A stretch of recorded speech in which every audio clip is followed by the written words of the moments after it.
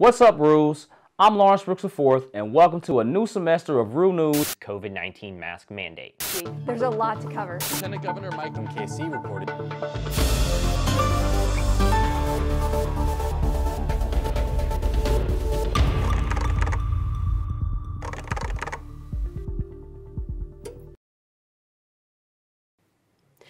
UMKC catches a break after a COVID surge, but the total numbers continue to climb.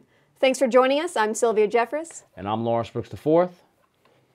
The total number of active COVID cases stands at 64, a slight decrease from 88 last week. For all cases reported this semester, UMKC has surpassed the 200 mark.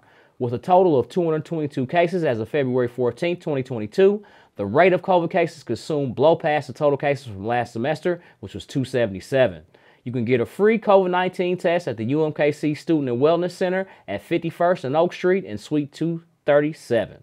While UMKC will still offer free vaccines via its partnership with Samuel U. Rogers Health Center, the next vaccine clinic will happen next month on March 1st from 1 to 5 p.m. Missouri Governor Mike Parsons stopped by UMKC for the first time on Wednesday, February 9th.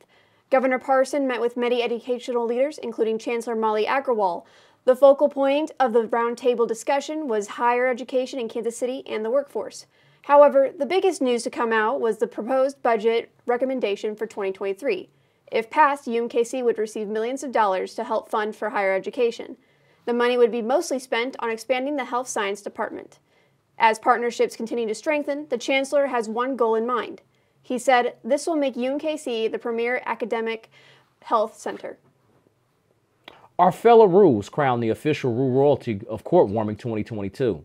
During the women's basketball game on Saturday, UMKC student involvement announced Michaela Mercer and Amiri Alani as the winners of this year's Roo royalty. Jose Gomez also walked out victorious with winning the Congeniality Award. Congratulations to both.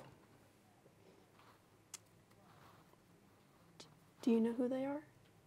No, I don't, man. I don't know any of them personally. You know, I'm like the ghost in the machine around UMKC. They only hear me on podcasts and see my face on this joint. They'll never see me in person, though. Well, hope they see you now. On February 10th, UMKC Gallery of Art announced the latest exhibition named Grayscale. The art comes from artist William Toney, an African-American photographer whose work has captivated many Missourians and Kansas Cityans. According to the College of Arts and Sciences pages on Instagram, Grayscale includes street photography, still lifes, and installations that explore urban landscapes, detritus, and assemblage to contemplate contemporary Black culture. Students can head to 5015 Home Street to check out Tony's latest artwork. The exhibit will remain until March 25th. From UMKC, let's jump right into some Kansas City news. American Airlines made a last-minute stop at Kansas City International Airport. The plane halted due to a disruptive passenger. The flight from Los Angeles, California was headed to Washington, D.C. All passengers were rescheduled for another flight. A protest for reproductive freedom happened over the weekend. Here with her take on the situation is my fellow friend, Sylvia. Thanks for having me here, Lawrence. So what do you have for us today, Sylvia? Well, for background information, the protest for reproductive rights was located at the Mill Creek Park fountain near Country Club Plaza. This comes after Missouri introduced the bill SB 778, which would limit the rights of women to have an abortion. Reverend Kelly Isala, one of the event organizers, shared her story with the public for the first time. About 32 years ago, she was beaten and raped by 3 men and became pregnant. She then had an abortion. Though it was legal, she had to jump through many barriers to get the care that she needed, and was shamed for having one. She stated that not much has changed in the past 32 years. Deborah Tops, a protester who was there for her 2 daughters, said, "They deserve rights that I didn't have growing up." She and many others feared that the restrictive abortion law that was passed in Texas, which bans abortions after 6 weeks, would spread to other states. I personally am pro-life. I used to be Wait, no, other way around. I'm pro-choice. There we go. I used to be pro-life. That got stuck in my head. Because I figured out that it's not about what everybody keeps saying. It's about having control over our bodies. It's about getting to choose for ourselves because we deserve to have that. I mean, I'm tired of having this discussion. Like I really am. Like it's just for all 40 years of my life, America has been having this conversation, and it's not about the life of the fetus for conception. It's strictly about control of women's bodies. Coffee shops are the name of the game here in Kansas City. But which cafes are best in the metro area? Reporter Elliott Voelkel went to a local cafe shop that's a UMKC favorite. Here's a look. Hi, I'm Elliott Voelkel, and thanks for tuning in to Coffee KC. We'll be reviewing local Kansas City coffee shops, their coffee, and maybe even teaching you a little something about them you didn't know. This week, we're going to be reviewing Crow's Coffee, a UMKC student favorite due to its close proximity and great atmosphere. Come on, let's check it out.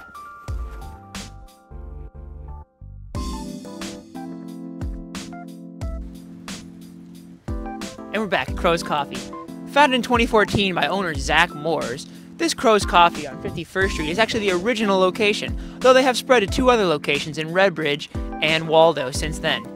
They've thrived due to their close location to UMKC. It's a student favorite as well. Let's go in and get a cup of coffee.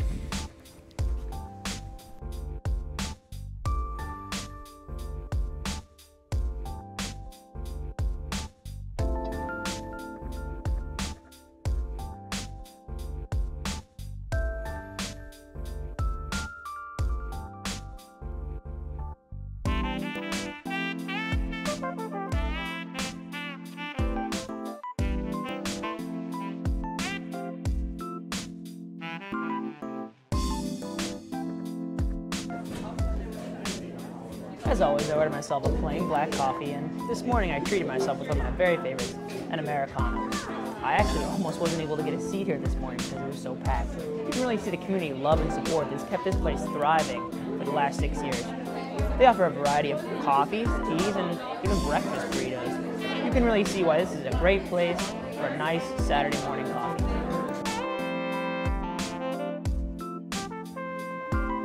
But now, let's review the coffee. First, the black coffee Good, dark, robust flavor. Very bitter if you like that kind of coffee. Now for the Americano. Also very good. Much more smooth, but still has that very bitter base. It's good for if you're looking for something that's a little bit different than the regular black coffee.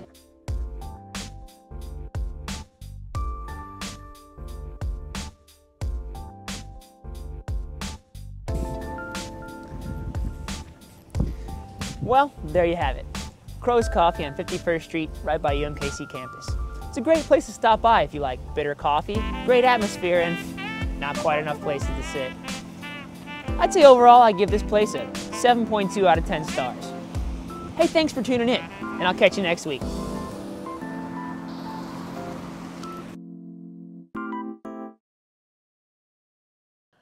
What's up? My name is Joshua Cunningham, and today I'm going to be giving you my top 3 albums of 2021. But first off, I'm going to start off with some honorable mentions. I'm going to give The Off Season by J. Cole an honorable mention. Everything J. Cole touches is gold, but it's not going to be my top 3 because I didn't really go back to it. You know, it didn't make me want to listen again. Like I didn't have any songs I re-listened to. But I will say, Put the M Right On Your Head, That's Luigi's Brother Now. That was a fire line, so I got to give it to J. Cole. Number 2 on my honorable mentions is Melodic Blue by Baby Keem. I figured out about Baby Keem like last semester when it was Family Ties, and I was just hooked. Like, I don't know. And his voice is a little weird, but once you get used to it, fire. His album, most of the songs, great. Not really any skips, but, you know, I was only coming back to a few songs, so I can't give it that nod. But on to number 3. Now, I know there's going to be a lot of controversy on this, but I'm giving Trip at Night by Trippie Redd my number 3 spot. And that's personal because I just like Trippie Redd. I don't know, his vibe's nice. But it was just hype and very different than what he usually does. And at that time when the album dropped, I needed some hype music in my life. You know, things were going on, so I was just happy to hear some good little hype vibes. And when I'm having concerts in my room, it's the album I go to just to, you know, like headbang and everything. Number 2 would be CTV3 Day Trippy version. It has to be the Trippy version. The first one was good and all, but this one came out in 2021 and it was better. It was just the best way I could explain it is dreamy, you know, like if you just want to listen and just kind of chill, it's a super good album to listen to. And Jaden Smith's an underrated artist in general. And it's also got a summer vibe, so like if it's summertime and you need an album to listen to this. But yeah, very easy listen. It was good. And number 1 goes to the album Absolutely by Dijon. I don't know how to say his name, but I think that's it. It's Dijon, if you want to know it. It was so good. The flow was amazing. Like you wouldn't even realize a song would change, and then you're like, oh my gosh, I'm 2 minutes into the next song, which made it also a very quick listen. You know, it was 30 minutes or so, but it felt like 15 just because some of the songs just flowed together so well. There's really no skips on it. I mean, there's a song called Credits at the end, which is really nothing, so I guess you could count that as a skip. But besides that, it's really almost a perfect album, so that's why I have to give it my number 1 for 2021. That's all I have time for today. Thanks for watching. With the Super Bowl finally coming to an end, it's time for Jackson Odgen to give his take on the Rams' win. Let's head into the den with Jackson Odgen. Jackson?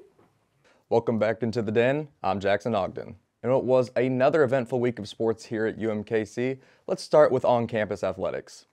Men's hoops took on the Cinderella story last year, Oral Roberts, on Saturday and fell short in a high-scoring 91-86 loss. Evan Gilliard continued to put on his best Ja Morant impression as he dropped 29 points and 6 assists, but it wasn't enough as the Roos fell to 16-10 with 4 games remaining before conference play. The women's team battled out a tough 69-63 win over Oral Roberts as Kiera Bradley dropped 19 to lead all scorers. The team improves to 19-5 as they've now won 6 in a row heading into the final stretch. Into some national news, the MLB and MLBPA met on Saturday and tried to end the current lockdown, and you can probably guess it went nowhere. The season is now in jeopardy of being pushed back, and Commissioner Rob Manfred needs to sit in front of a mirror and ask himself a question. Is it really worth losing games and fan interest over petty minor league payment issues? To that clown, maybe it is, but to the majority, we just want a baseball season, even if that means the Royals are going to lose 90 games again. On to NBA news, the trade deadline went down this past week, and man did it surpass expectations. 76ers gave up Ben, can't shoot to save my life Simmons, the other Curry, Andre Drummond, and 2 first-round picks for James Harden. In all honesty, I feel like the 76ers gave way too much. Harden has always been a great regular season player, but falls short in the playoffs due to the refs swallowing their whistle. A few other deals took place, but let's be honest, if you aren't the Suns right now, you're in some trouble. On to the NFL, as it is officially the darkest time of the calendar year, no football until September. And while I do dread this football-less period, I can't lie, I'm still thinking about that good Super Bowl. The Bengals and Rams faced off in an epic battle.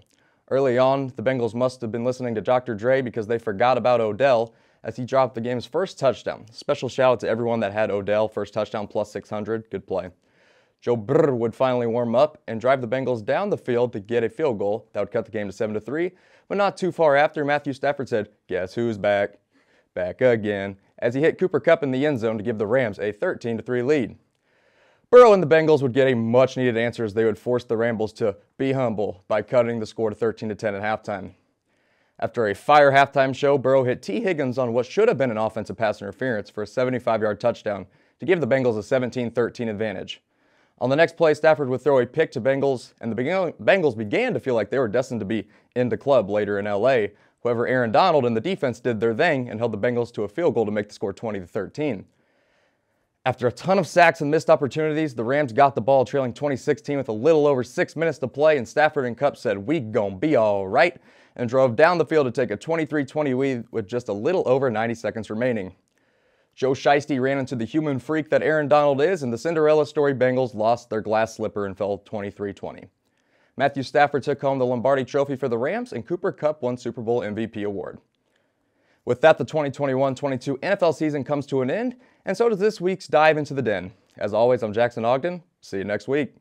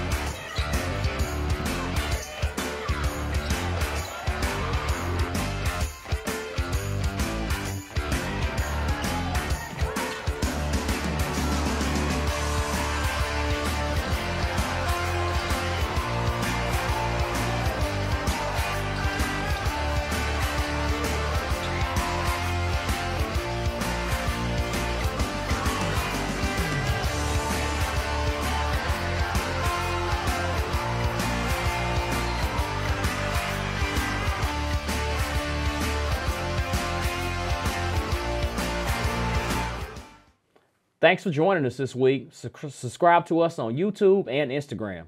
And check out RooTV and Roo News for campus and KC Metro News. We'll see you next week.